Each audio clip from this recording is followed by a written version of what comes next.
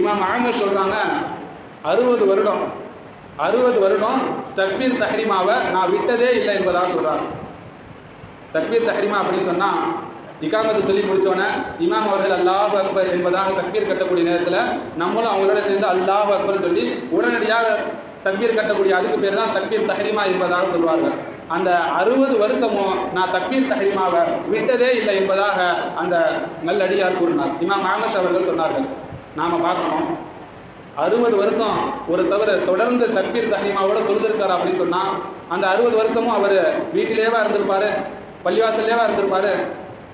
சில சுகங்களான அந்த விஷயங்கள்லாம் இருக்கும், திருமண நிகழ்வு இருந்திருக்கும், சில ஜனாசங்கள் எல்லாம் அவருடைய குடும்பத்தில் இருந்திருக்கும். 60 வருஷம் ஒரே மாதிரியா போகாது. சில நேரத்தில் சுக துக்கங்க நிகழ்ச்சிகள் எல்லாம் நடக்கும், சில மௌத்தா இருப்பாங்க, சில ஃபங்க்ஷன்லாம் இருக்கும். எல்லா ஃபங்க்ஷன் இருந்தாலும் எல்லா துக்கங்கள் இருந்தாலும் எல்லா நேரத்திலையும் அவர்களுடைய எண்ணம் ஒன்று தான், நம்மளுக்கு தக்பீர் தஹ்ரீமா மிஸ் ஆகிடவே கூடாது, தவறி போகவே கூடாது என்பதாக முழுக்க தொழுகையின் மீது கவனம் செலுத்தக்கூடியவர்களாக இருந்தார்கள்.